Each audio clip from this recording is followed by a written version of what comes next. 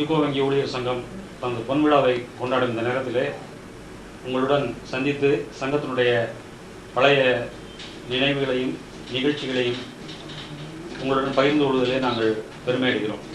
உங்களுடைய பழைய நினைவுகளை எங்களுடன் பகிர்ந்து கொள்ளுமாறு உங்களை கேட்டுக்கொள்கிறோம். Thanks, Mr. Arappan, and I thank Uco Bank Employees Union for giving me an opportunity to say a few words.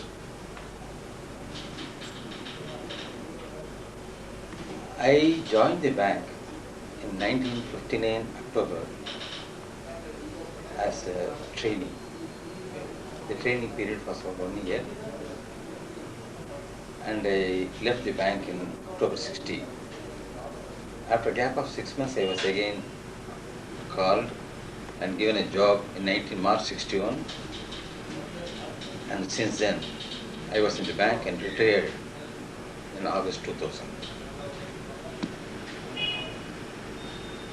During that time, 58, 59, 60, those were the period. The managements everywhere in the country, private managements, were having this anti-labor, arrogant, dividend rule types of management were there.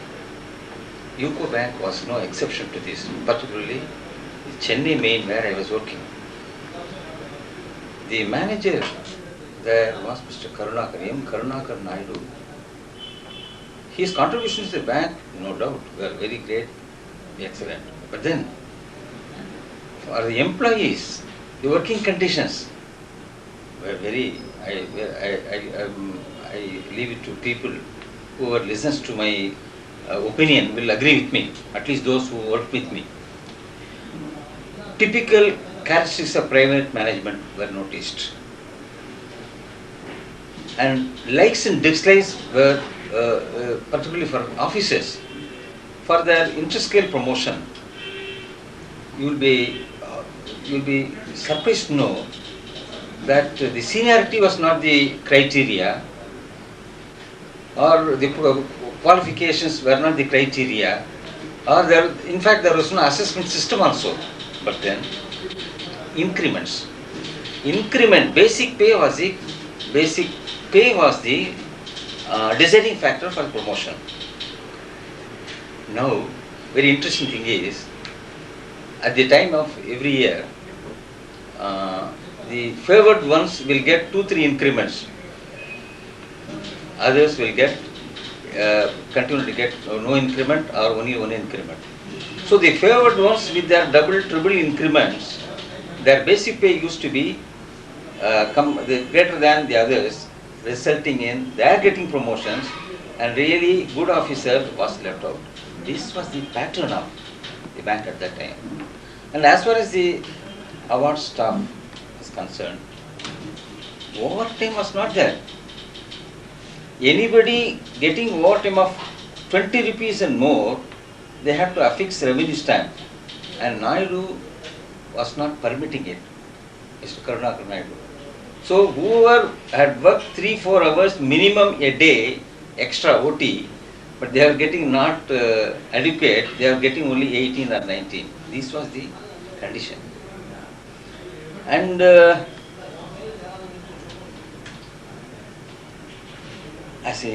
one thing I forgot to tell you.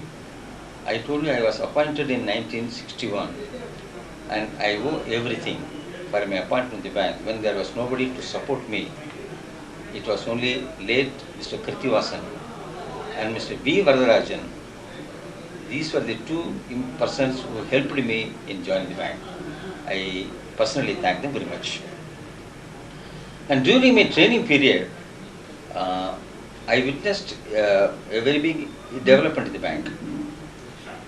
Mr. K.P.Chidambaram, who retired as regional manager Trichy, and Mr. P. Jayaraman, who retired as deputy general manager of the bank, they were clerks at that time, and they were promoted, and the union termed this as unfair promotion.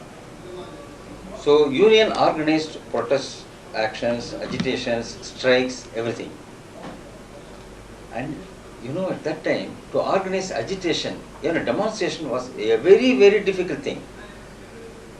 And people used, because those days, the people working, they were either relatives of the executives or introduced by important clients and executives.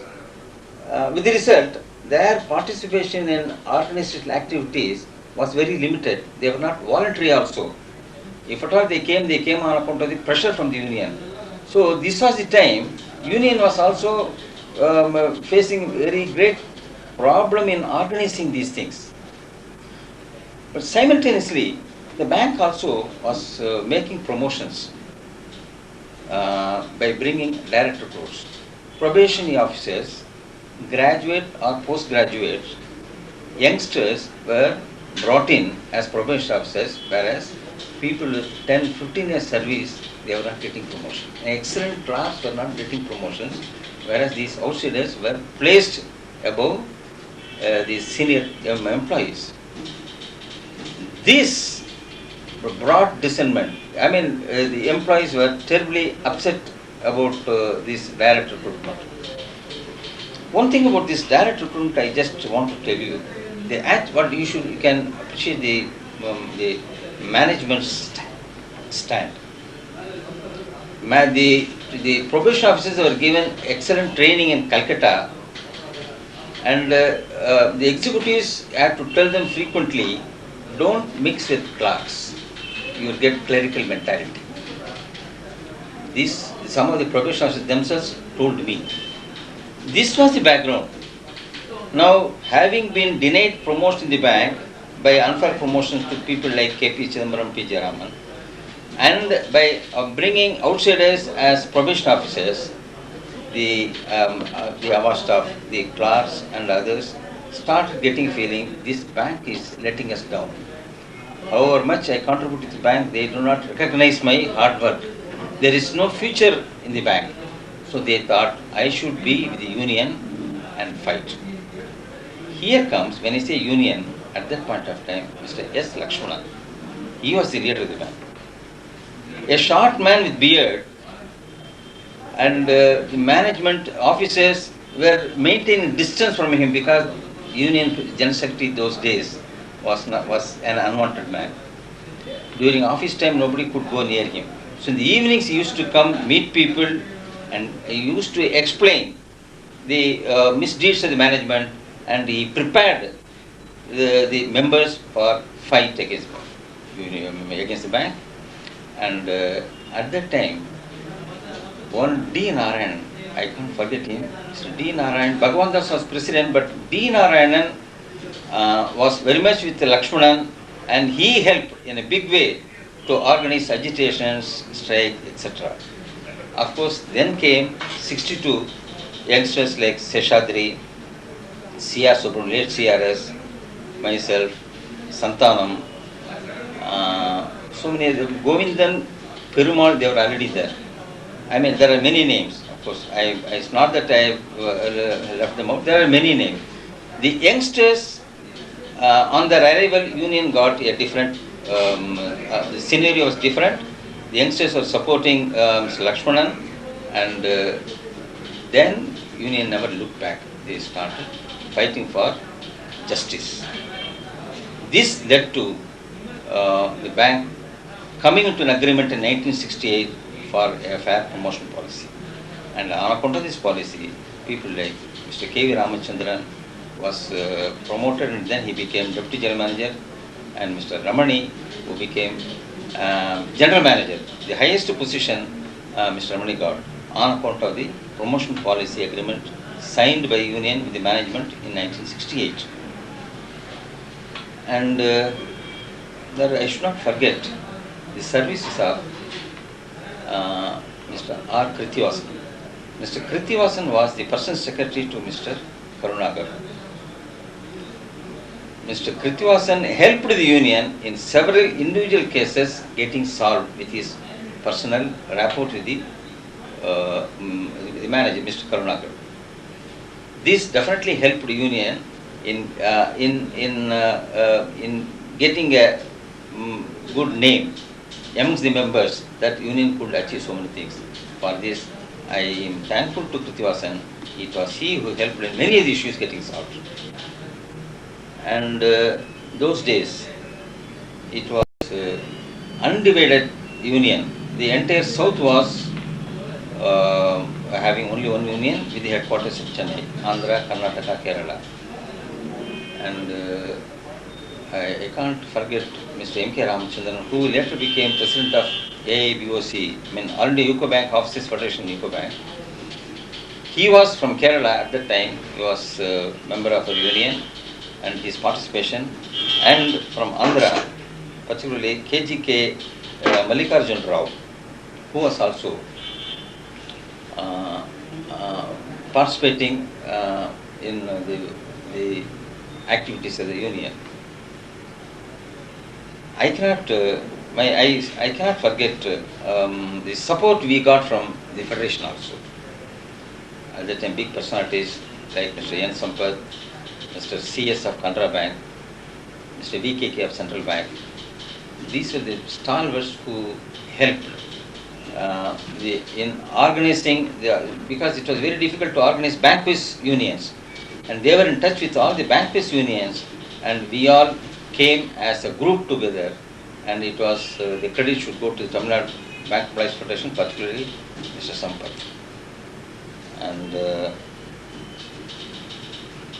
as a person joined the bank in '59, the rise and fall of the management,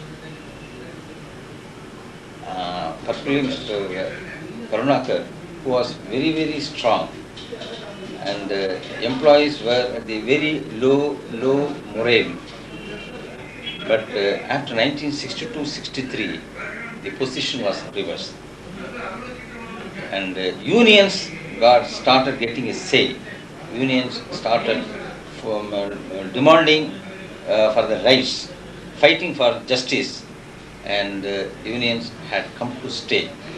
So the rise and fall of the management became a reversing position for unions. From almost a low-lying stage, unions got up, and from there, unions never looked back. And that has resulted in Uco Bank Employees Union being a very strong organization today. The credit should go to not only the leader, Mr. S. Lakshmanan, and the predecessors, Mr. V. Varadarajan and Sundaram, and all the members who stood by all these leaders. I only want to say about the constraints the unions faced those days, particularly those days were very difficult without funds. To run any organization, funds are very important. There are many instances where we went to branch UCs or interstate, like Kerala and Karnataka also we used to go. We were running out of pocket. We had to spend money from our pocket. In fact, once I remember myself from Seshadri, after attending Trivandrum conference, when we were returning back, we are not having unions funds, we are not having our own funds also. We had to forcefully stay at Mr. Seshadri's friend's house, manage for a day or two, then we returned back. I mean, what I'm trying to funds, constraints were there. I also remember one committee meeting. The entire committee, when the relative of one of the office bearer, one of the office bearers marriage was there in near the Merchant Street. Near Sokarpet. Committee meeting was fixed that day. People happily attended the marriage, morning breakfast and all that. Had the meeting, again went for lunch. What I'm trying to say is, the union saved some money on account of attending a marriage also. It may look bad, but this was a real fact. Today, membership has increased thanks to nationalization. Several folds membership increased. Members also feel the need for the union, so people have no hesitation in contributing whenever any call for funds are given by union. So today the position is much better compared to the days of 1950s and 60s. Another constraint today, the communication system is excellent. I am talking to people through video, and this is being seen by several people. But those were the days when even by talking over phone was a difficult thing. Circular could not be. I mean, early days even Xerox was not there. Type sheets were sent to branches. And Mr.